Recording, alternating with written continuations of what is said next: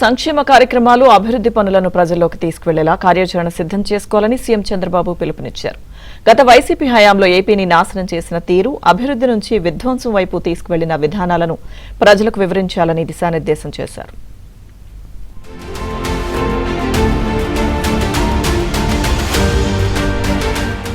శిక్షణ పొందుతున్న cluster ఇన్ఛార్జీలతో CM Chandrababu భేటీ అయ్యారు.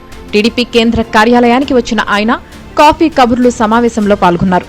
కార్యకర్తలను నాయకులుగా మలిచేందుకే శిక్షణ ఇస్తున్నామని, ప్రజలకు మంచి చేయాలని, నాయకులుగా ఎదగాలనే సంకల్పం తీసుకోవాలని సీఎం సూచించారు.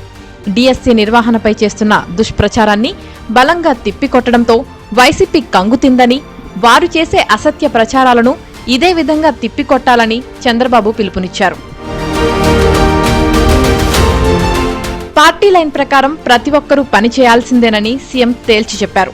ఎన్నికల్లో కార్యకర్తలు ఇంటింటికి వెళ్లి ఏమని ప్రచారం చేశారో అవన్నీ ప్రభుత్వం అమలు చేస్తోందని, ప్రభుత్వం అందిస్తున్న మంచిని గడప గడపకు వెళ్లి చెప్పాలన్నారు. మంగళగిరిలో పార్టీ గెలిచి చాలా కాలమైందని, 2019 ఎన్నికల్లో లోకేష్ పోటీ చేసి ఓడిపోయినా పట్టుదలతో పనిచేసి 2024లో అద్భుత విజయం సాధించారని చంద్రబాబు పార్టీ శ్రేణులకు గుర్తు చేశారు.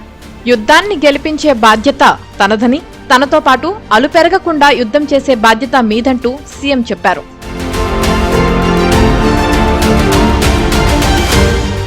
మద్యపానం నిషేధం చేస్తామని హామీ ఇచ్చిన వైసీపీ చేతులెత్తేసిందని, సిపిఎస్ వారం రోజుల్లో రద్దు చేస్తామని పక్కన పెట్టేసిందని చంద్రబాబు ఎద్దేవా చేశారు.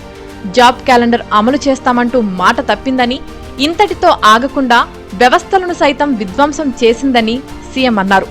వాళ్లు చెప్పినవి చేయకపోగా కూటమి నిర్వహించిన డీఎస్సీ 2025పై బురద చల్లారని, వివేక హత్యపై ఎలా దుష్ప్రచారం చేసి లబ్ధి పొందారో డీఎస్సీ విషయంలోనూ అలాగే దుష్ప్రచారంతో లబ్ధి పొందాలనుకున్నారని చంద్రబాబు మండిపడ్డారు. వైసీపీ ఆగడాలు శృతిమించితే వదిలిపెట్టేది లేదని సీఎం చంద్రబాబు హెచ్చరించారు. బీజేపీతో పొత్తులో ఉన్నప్పటికీ ఓట్లు చీలకూడదనే కారణంతో టీడీపీతో కలుస్తామని పవన్ చెప్పారని చంద్రబాబు తెలిపారు. కూటమిగా వెళ్లినందువల్లే 94% స్ట్రైక్ రేట్తో గెలిచామని పార్టీ శ్రేణులకు సీఎం వివరించారు.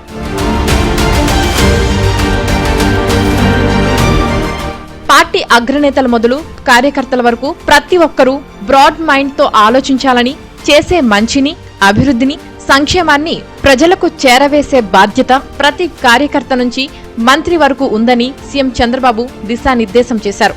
ఆ దిశగా అందరూ కలిసి అడుగులు వేయాలన్నారు.